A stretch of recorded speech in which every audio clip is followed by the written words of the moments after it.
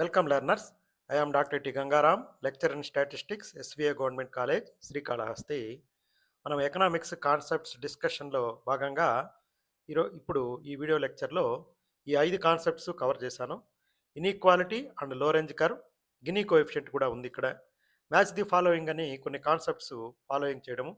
ఇట్లా match the following ఇచ్చినప్పుడు అది 4 ప్రశ్నలతో సమానమవుతుంది.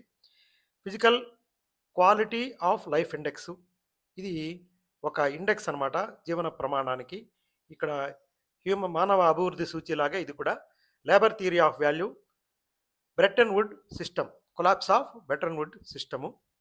ఇది మన ఏఎస్ఓ 2025 ఎకనామిక్స్ క్వశ్చన్స్ 41 to 45 వచ్చిన కాన్సెప్ట్స్ని బేస్ చేసుకొని concepts base solving, concepts, logic, elimination, technical assistance by chat GPT and Gemini. ఇక్కడ మొట్టమొదట మనము ఈ మెజర్స్ ఆఫ్ ఇన్ఈక్వాలిటీ గురించి స్టార్ట్ చేద్దాము. ఇక్కడ అసమానతల కొలమానం, ఇన్ఈక్వాలిటీ మెజర్మెంట్ అనేది ఒక దేశంలోని సంపద లేదా ఆదాయము ప్రజల మధ్య ఎంత సమానంగా పంపిణీ చేయబడిందో తెలుస్తుంది. ఇప్పుడు భారత ఆర్థిక వ్యవస్థ నేపథ్యంలో ఈ లోరెంజ్ కర్వ్ మరియు వివిధ రకాల అసమానతలు ఇక్కడ చూద్దాము. లోరెంజ్ కర్వ్ అంటే ఏమిటంటే ఆదాయం లేదా సంపద పంపిణీని చూపించే ఒక గ్రాఫికల్ రిప్రజెంటేషను. దీన్ని 1905లో మార్క్స్ ఓ లోరెంజ్ అనే ఆయన అభివృద్ధి చేశారు. ఇక్కడ 3 ఉంటాయి. ఇక్కడ ఈ 2 లోరెంజ్ కర్వ్కి సంబంధించింది. లైన్ ఆఫ్ పర్ఫెక్ట్ ఈక్వాలిటీ, ఇది గ్రాఫ్లో 45 డిగ్రీల కోణంలో ఉంటుంది. నేను మీకు గ్రాఫ్ చూపిస్తాను. ఉండే సరళ రేఖ దేశంలోని ఆదాయం అందరికీ సమానంగా పంపిణీ అయితే, ఉదాహరణకు 20% జనాభా వద్ద 20% ఆదాయం ఉండడం అనేది ఈ 45 డిగ్రీస్లో ఉంటే అవుతుంది. లోరెంజ్ కర్వ్ ఈ రేఖ పైనే ఉంటుందన్నమాట. వాస్తవ ఆదాయ పంపిణీని ఈ వక్రరేఖ సూచిస్తుంది, ఈ లోరెంజ్ కర్వ్ అనేది. ఈ కర్వ్ సమానత్వ రేఖ నుంచి ఎంత దూరంగా ఉంటే ఆ దేశంలో అసమానతలు అంత ఎక్కువగా ఉన్నాయని అర్థం అన్నమాట. మీకు లోరెంజ్ కర్వ్ చూపిస్తాను చూడండి. ఇది లోరెంజ్ కర్వ్. ఈ ఈ లైన్ ఉంది కదా, ఇట్లా మనకు ఇది ఇక్కడ 90 డిగ్రీస్ ఉంటుంది, సగానికి 45 డిగ్రీస్ ఉంటుంది. ఈ ఈక్వాలిటీ లైన్ అనేది ఇట్లా 45 డిగ్రీస్లో ఉంటుంది. లోరెంజ్ కర్వ్ చూడండి, రెడ్గా ఉంది. ఈ గ్యాప్ అనేది అసమానత అన్నమాట. కాబట్టి మనము లోరెంజ్ కర్వ్ని ఈ రకంగా అర్థం చేసుకోవచ్చు. లోరెంజ్ కర్వ్కి సంబంధించి ఇంకా కొన్ని వివరాలు చూద్దాం. ఇక్కడ భారతదేశంలో అసమానతల రకాలు. భారతదేశం వంటి ఈ గినీ కోఎఫిషియంట్ ఉంది కదా, లోరెంజ్ కర్వ్ ఆధారంగా అసమానతలను అంకెల్లో లెక్కించే పద్ధతి ఇది. దీని విలువ 0 నుంచి 0 ఉంటే పూర్తి సమానత్వం ఉందని అర్థం అనమాట, నుండి 1 పూర్తి అసమానత్వం మధ్యలో ఉంటుందన్నమాట. గినీ కోఎఫిషియంట్ అంటే 0 ఉండాలి సమానత్వం ఉంటే, దాని నుంచి పెరుగుతూ పోయే కొద్దికి అసమానత్వం ఉంది ఆ ఆర్థిక వ్యవస్థలో అని చెప్పి అర్థం అనమాట. మన దేశంలో ఆ అసమానతల రకాలు ఏమంటే ఆదాయ అసమానత ఉంది, ఇన్కమ్ ఇన్ఈక్వాలిటీ. ఇది చాలా జాగ్రత్తగా గుర్తుపెట్టుకోవాలి, మనం దీని గురించి ఆలోచించాలి కూడా.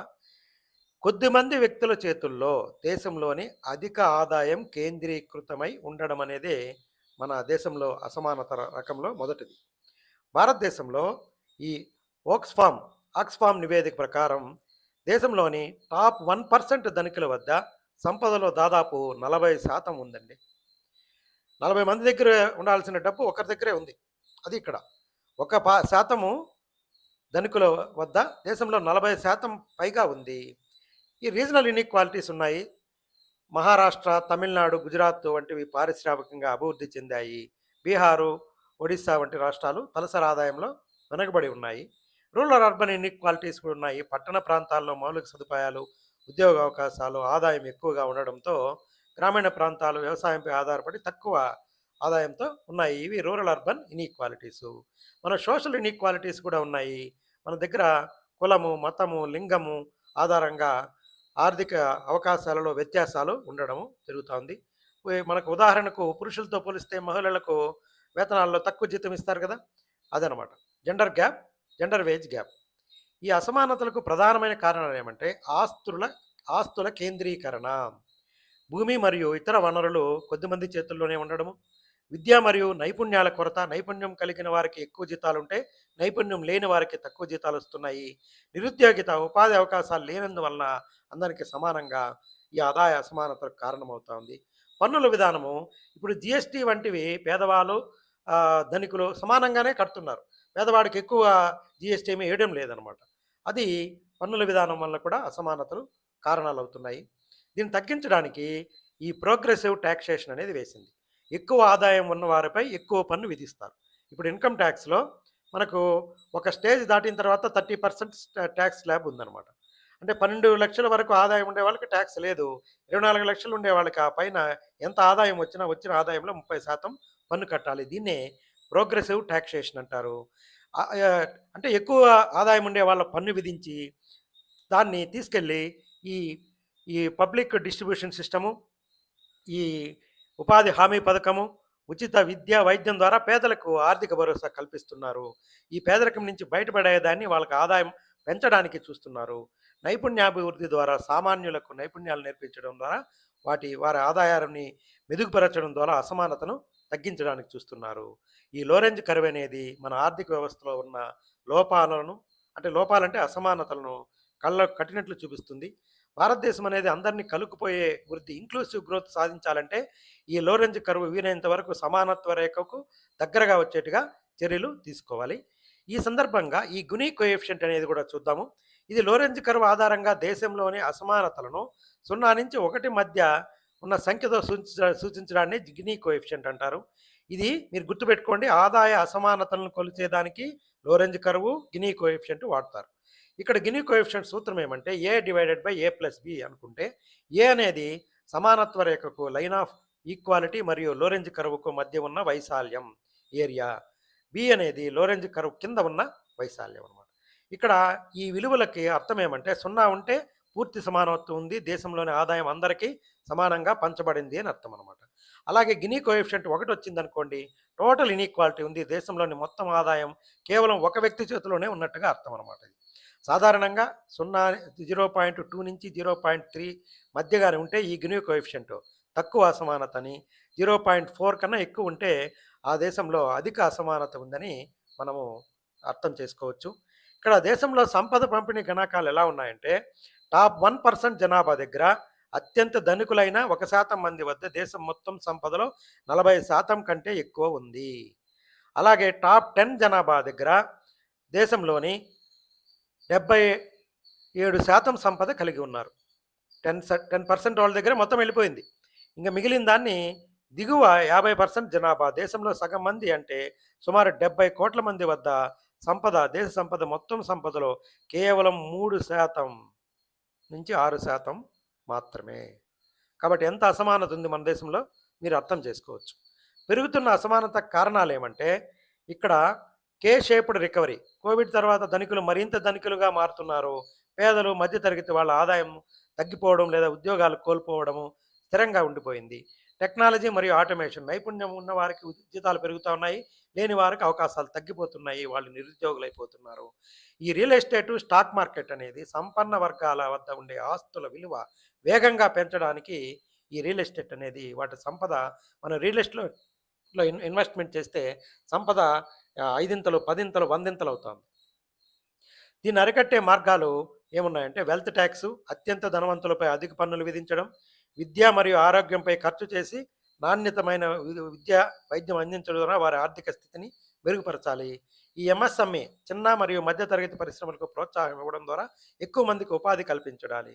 మనం భారతదేశం వేగంగా ఎదుగుతున్నప్పటికీ ఆ వృద్ధి ఫలితాలు సమాజంలోని అన్ని వర్గాలకు సమానంగా అందడం లేదు. ఇది మీరందరూ కూడా గుర్తించగలిగిన విషయం ఇది. గినీ కోఎఫిషియంట్‌ని తగ్గించడమే ప్రస్తుత ఆర్థిక విధానాల ప్రధాన లక్ష్యం కావాలి.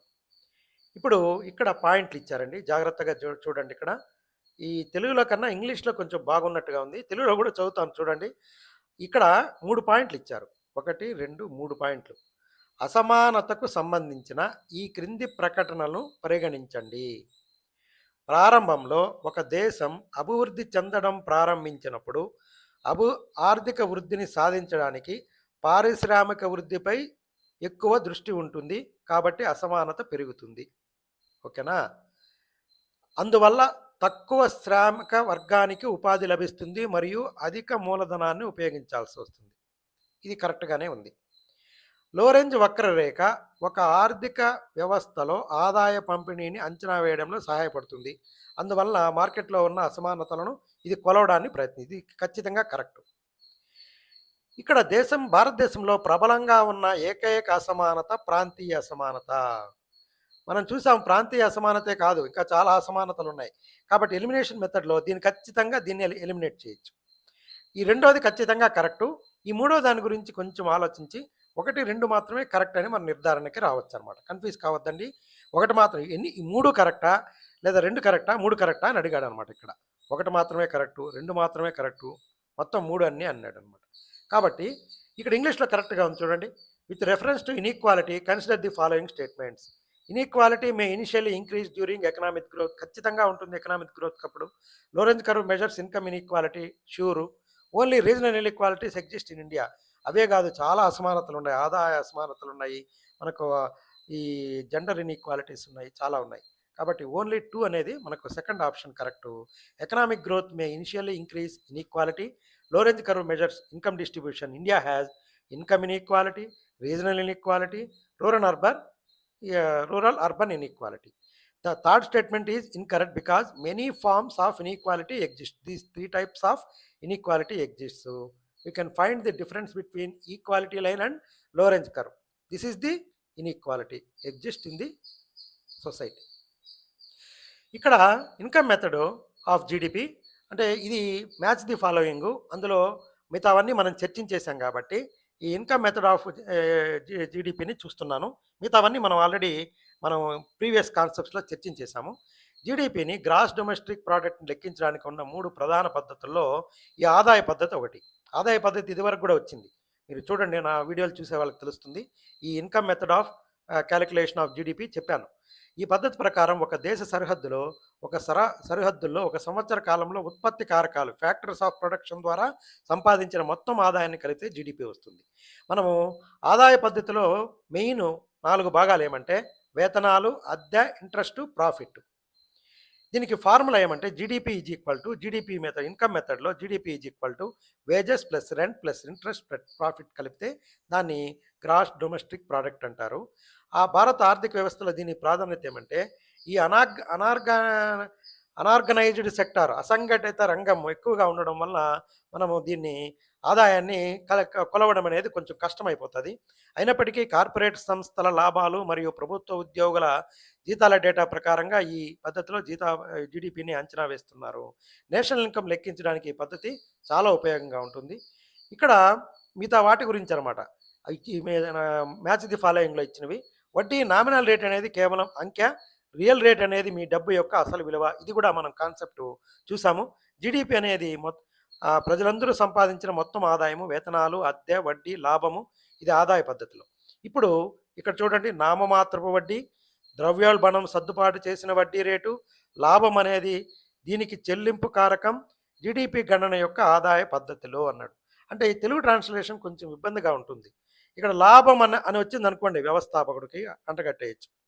ఈ నామమాత్రపు వడ్డీ రేట్ అంటే మనకు బాండ్ పేపర్పై వ్రాయబడిన వడ్డీ రేటు చూడంగానే అర్థమవుతుంది. చూడండి, ఇక్కడ ద్రవ్యోల్బణం సర్దుబాటు చేసిన తర్వాత ఇది వాస్తవ వడ్డీ రేటు వస్తుంది.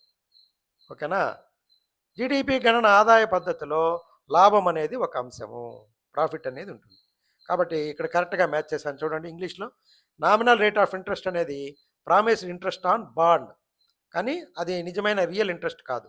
ఇన్ఫ్లేషన్ అడ్జస్టెడ్ ఇంట్రెస్ట్ రేట్ అనేది 4వ దానికి సంధానించాలి, real rate of interest. Profit is factor payment to entrepreneur. The in income method of GDP profit is a component. కాబట్టి నేను మీకు ఈ ఇన్కమ్ మెథడ్ ఆఫ్ జీడిపి గురించి అందుకే చెప్పాను.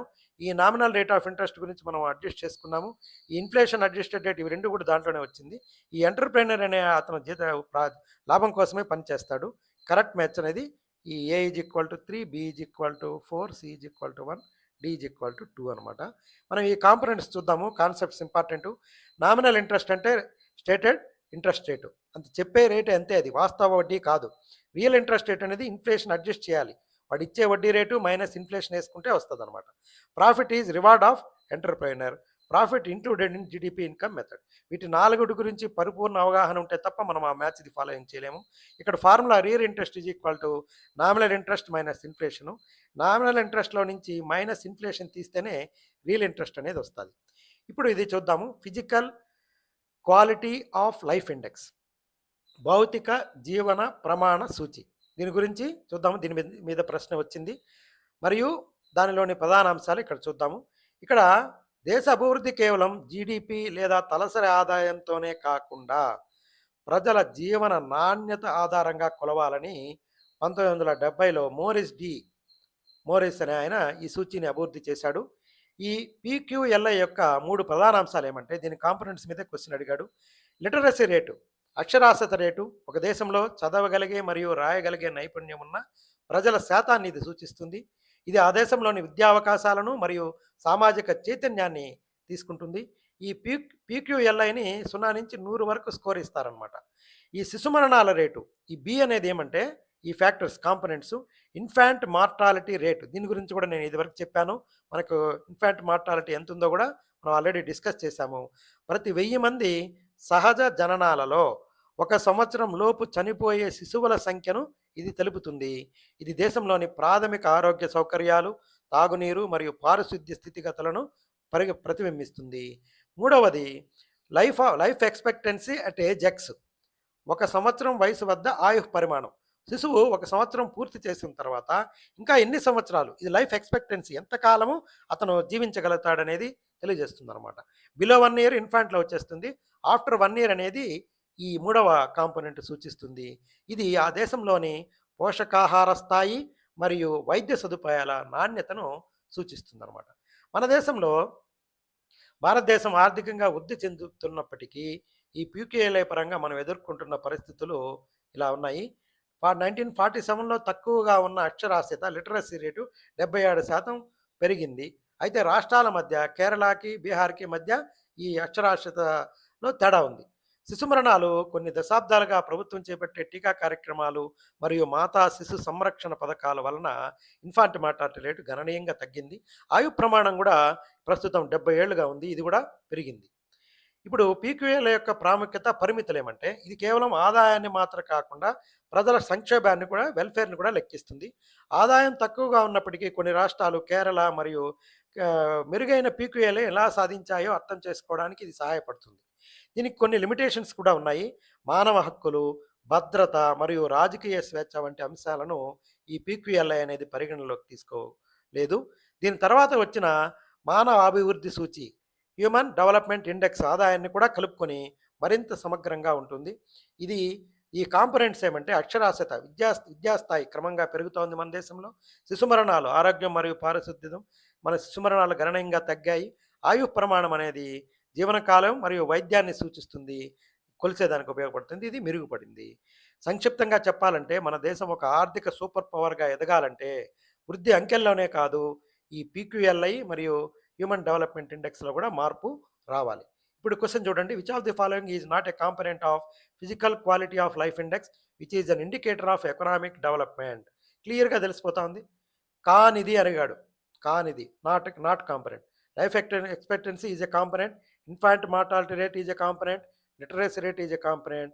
Per capita real domestic product is not at all a component for measuring the PQLI. కాబట్టి ఇక్కడ which of the following is not life expect, ఇవన్నీ చూసాం కదా. ఇక్కడ components of PQLI, literacy rate, infant mortality rate, life expectancy. Key point ఏమంటే PQLI focuses on quality of life indicators, not income indicators. అది కలిసిన తర్వాత వచ్చింది ఇది per capita income is used in HDI, మానవ అభివృద్ధి సూచి, హ్యూమన్ డెవలప్మెంట్ ఇండెక్స్. ఇది పీక్యూఎల్ఐలో literacy, IMR, infant mortality rate, జీవన ప్రమాణం, ఆయు ప్రమాణం ఎంత ఉన్నది, ఈ మూడుని మాత్రమే అది పరిగణలోకి తీసుకుంటుంది. దీంతోపాటు ఆదాయం కూడా కలిసి తయారు చేసింది మానవ అభివృద్ధి సూచి అనమాట. ఇప్పుడు ఈ లేబర్ థియరీ చూడండి జాగ్రత్తగా. లేబర్ థియరీ ఆఫ్ వాల్యూ, శ్రమ విలువ సిద్ధాంతం అనేది ఒకటి అత్యంత ప్రభావవంతమైన భావనల్లో ఒకటి. దీనిని మన ఎకనామిక్స్ పితామహులు ఆడమ్ స్మిత్, డేవిడ్ రికార్డో మరియు కార్ల్ మార్క్స్ వంటి ఆర్థికవేత్తలు అభివృద్ధి చేశారు. శ్రమ విలువ సిద్ధాంతం అంటే ఏమంటే ఒక వస్తువు లేదా సేవ యొక్క ఆర్థిక విలువ, దాని ప్రైసు, దానిని తయారు చేయడానికి అవసరమైన మొత్తం సామాజిక శ్రమ, టోటల్ అమౌంట్ ఆఫ్ లేబర్‌పై ఆధారపడి ఉంటుంది. అంతేగాని క్యాపిటల్ గాదు. అతను ఎంత కష్టపడతాడో ఆ కష్టం మీదే ఆధారపడి ఉంటుంది. అంటే ఒక వస్తువును తయారు చేయడానికి ఎంత ఎక్కువ సమయం మరియు కష్టం పడితే ఆ వస్తువుకు అంత ఎక్కువ విలువ ఉంటుంది. ఈ డిటర్మినేషన్ ఆఫ్ వాల్యూ ఎలా ఉంటుందంటే, డైరెక్ట్ లేబరు, ఇండైరెక్ట్ లేబర్ రెండూ గూడా అతనికి విలువ డిటర్మినేట్ చేయాలనమాట. వస్తువుడు ఆ వస్తువును తయారు చేయడానికి వెచ్చించిన గంటలు, ఆ వస్తువు తయారీకి వాడిన యంత్రాలు, పనిముట్లు మరియు ముడి పదార్థాలను తయారు చేయడానికి వెచ్చించిన శ్రమ కూడా డైరెక్ట్ లేబర్. దీనికి ఎగ్జాంపుల్ చూద్దాము. ఎవరైనా ఒక కార్పెంటరు ఒక కుర్చీని తయారు చేయడానికి 5 గంటలు కష్టపడ్డాడనుకోండి కుర్చీకి. అదేవిధంగా టేబుల్ తయారు చేయడానికి 10 గంటలు కష్టపడ్డాడనుకోండి. శ్రమ విలువ ప్రకారము కుర్చీ విలువ కంటే కుర్చీ విలువ టేబుల్ విలువ కుర్చీ విలువ కంటే 2 రెట్లు ఎక్కువ ఉండాలి. ఎందుకు? కుర్చీకేమో 5 గంటలు పట్టింది. టేబుల్‌కి 10 గంటలు పట్టింది కాబట్టి, ఒకవేళ కుర్చీ రూ. 1000 ఉంటే టేబుల్ 2000 ఉండాలి. అదనమాట ఇక్కడ. టేబుల్ తయారు చేయడానికి లేబర్ యూనిట్స్ ఎక్కువ ఖర్చయ్యాయి. ఈ కార్ల్ మార్క్సు సర్ప్లస్ వాల్యూ అంటే దీన్ని చూసాడు. ఈ సర్ప్లస్ వాల్యూ ఇంపార్టెంట్ ఇది. ఈ సిద్ధాంతాన్ని మరింత లోతుగా విశ్లేషించాడు కార్ల్ మార్క్స్. కార్మికుడు సృష్టించే విలువకు, అతనికి చెల్లించే వేతనానికి మధ్య ఉన్న తేడానే ఈ అదనపు విలువ సర్ప్లస్ వాల్యూ అనమాట. ఉదాహరణకు ఒక కార్మికుడు రోజుకు రూ. 1000 విలువైన వస్తువులను తయారు చేస్తే, దానికి కూలీగా అతను 400 మాత్రమే కూలీగా ఇచ్చాడనుకోండి. 1000 మైనస్ 400 వచ్చిన 600 యజమానికి లాభంగా వస్తుంది. దీన్నే శ్రమ ద్రోపిడీ అన్నారనమాట. యజమాని కూర్చొని సంపాదించేస్తున్నాడు. ఆధునిక ఆర్థిక వ్యవస్థలో దీని ప్రాముఖ్యత మరియు విమర్శలు. ఇది కార్మికుల హక్కులు మరియు కనీస వేతనాలు నిర్ణయించడానికి పునాది అయితే వేసింది. ఉత్పాదకత పెంచడానికి శ్రమ ఎలా సమర్థంగా వాడుకోవాలో అర్థం చేసుకోవడానికి ఇది ఉపయోగపడుతుంది. విమర్శలు ఏమంటే ఇక్కడ స్కిల్లు, ఒక నిపుణుడు గంటలో చేసే పనికి సామాన్యుడు 10 గంటల్లో చేసే పనికి ఒకే విలువ ఉండదు.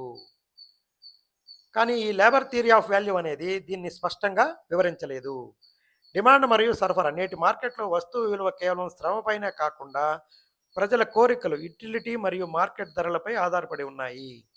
ఈ ఈ లేబర్ థియరీ ఆఫ్ వాల్యూ సంబంధించి విలువ మూలం అనేది శ్రమ, లేబరు, కొలమానం, పని గంటలు లేదా శ్రమ యూనిట్లు. ప్రధాన సూత్రం ఏమంటే ఎక్కువ శ్రమ పడితే ఎక్కువ విలువ ఉంటుంది.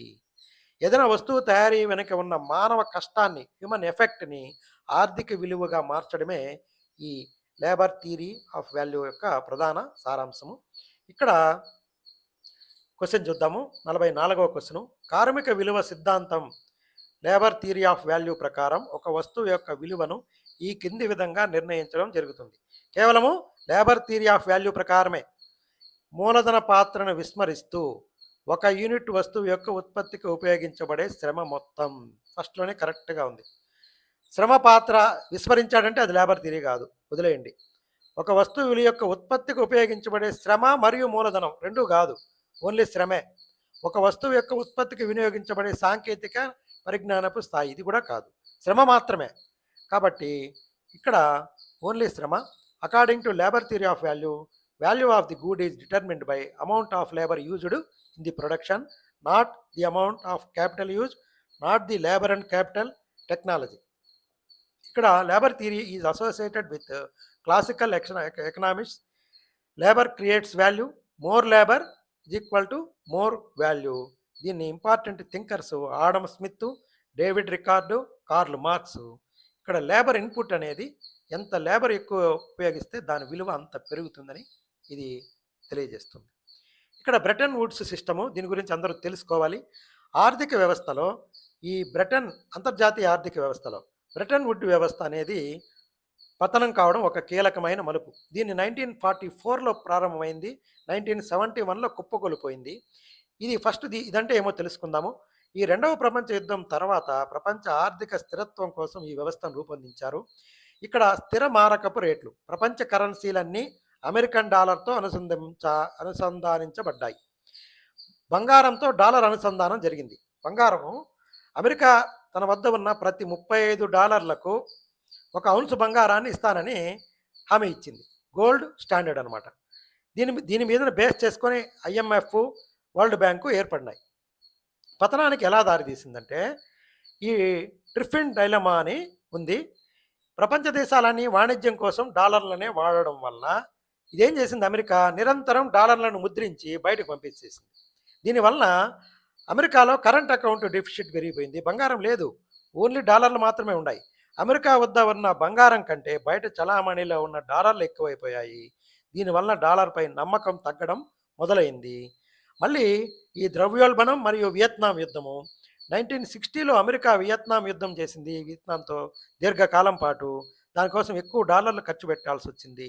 మరియు సామాజిక కార్యక్రమాలు అమెరికాలోనే విపరీతంగా ఖర్చు చేశారు. గ్రేట్ సొసైటీ ప్రోగ్రామ్స్ కోసము విపరీతంగా ఖర్చు చేసింది. దీనివలన అమెరికాలో ద్రవ్యోల్బణం పెరిగిపోయింది. ద్రవ్యోల్బణం అంటే ఏమి?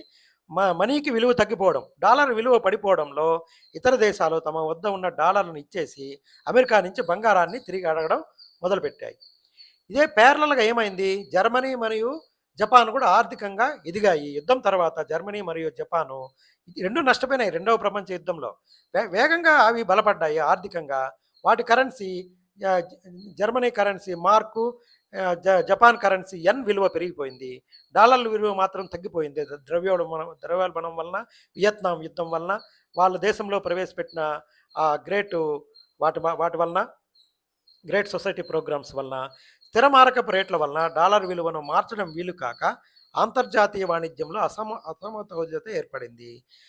ఈయనేం చేశాడంటే నిక్సన్ అనే ఆయన 1971లో ఆగస్టు 15వ తేదీ డాలర్‌ను బంగారంగా మార్చే విధానం గోల్డ్ కన్వర్టిబిలిటీని రద్దు చేశాడు. దీంతో ఈ బ్రెటన్ వుడ్ వ్యవస్థ అధికారికంగా ముగిసిపోయింది. దాని తర్వాత ఈ ఫ్లోటింగ్ ఎక్స్చేంజ్ రేట్స్ వచ్చాయి. కరెన్సీ విలువ బంగారంతో కాకుండా మార్కెట్‌లోని డిమాండ్ మరియు సరఫరా ఆధారంగా మారడం మొదలైంది. ప్రస్తుతం రూపాయి విలువ మారే విధానం ఇదే అనమాట. ఇక్కడ ఫియట్ మనీ కరెన్సీ వెనుక ఎటువంటి బంగారం నిల్వలు లేకుండా కేవలం ప్రభుత్వం ఇచ్చే హామీ మీదనే డబ్బు చలామణి కావడం మొదలైంది. ముందంతా బంగారాన్ని బేస్ చేసుకొని డబ్బును ముద్రించేవారు. ఇప్పుడు అలా కాదు. ప్రభుత్వం ఇచ్చే గ్యారంటీ. మనం గవర్నమెంట్ సెక్యూరిటీస్ అంతా కూడా మనం కొంటున్నామంటే కేవలం ప్రభుత్వం ఇచ్చే గ్యారంటీనే అది బంగారం కాదు. భారతదేశంపై ఎటువంటి ప్రభావం ఉందంటే మన దేశం మొదట్లో రూపాయిని బ్రిటిష్ పౌండ్‌తో ఆ తర్వాత డాలర్‌తో అనుసంధానించింది. కానీ 1991 ఆర్థిక సంస్కరణల తర్వాత మనం కూడా మార్కెట్ ఆధారిత మా మారకపు రేట్లపై మారాము. ఈ బ్రెటన్ వుడ్స్ సిస్టమ్ కొలాప్స్ కావడానికి బంగారం నిల్వలు అమెరికా వద్ద బంగారం తగ్గి డాలర్లు పెరిగిపోయాయి. విశ్వసనీయత తగ్గిపోయింది. డాలర్ విలువపై ప్రపంచ దేశాలకు నమ్మకం తగ్గింది. ఈ నిక్సన్ షాక్ 1971లో బ్రెటన్ వుడ్స్ వ్యవస్థ కుప్పకూలిపోయింది. ప్రస్తుతం ప్రపంచమంతా ఫ్లోటింగ్ రేట్ల విధానంలో ఉంది. ఈ బ్రెటన్ వుడ్ పతనం కావడం వల్లనే నేడు మనకు నచ్చిన విధంగా విదేశీ మారక ద్రవ్యాన్ని నిర్వహించుకునే స్వేచ్ఛ లభించింది. ఇక్కడ క్వశ్చన్ చూద్దాము 45వ క్వశ్చన్.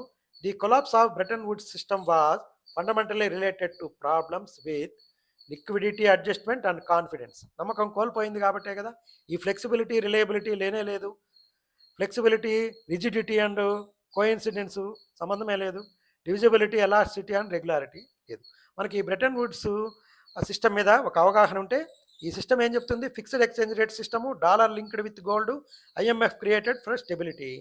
3 మేజర్ ప్రాబ్లమ్స్ ఏమొచ్చాయంటే ఈ లిక్విడిటీ ప్రాబ్లం వచ్చేసింది, అడ్జస్ట్మెంట్ ప్రాబ్లం వచ్చేసింది, దాని మీద నమ్మకం పోయింది, కాన్ఫిడెన్సు. డాలర్ సిస్టము కొలాప్స్ అయ్యి లిక్విడిటీ సిస్టము వచ్చిందనమాట. మనము 41 నుంచి 45 వరకు ఈ 5 కాన్సెప్ట్లు inequality and Lorenz curve, Gini coefficient కూడా కలిపాను. ఇంట్రెస్ట్ రేటు, జీడీపీ, ఇన్కమ్ మెథడ్లో నేషనల్ ఇన్కమ్ కొలిచేదానికి GDP concepts, physical quality of life index, human development index, labour theory of value, Bretton wood systems collapse ఇవి చూసాము. Concepts build confidence, technical assistance with chat GPT and Gemini. Thank you.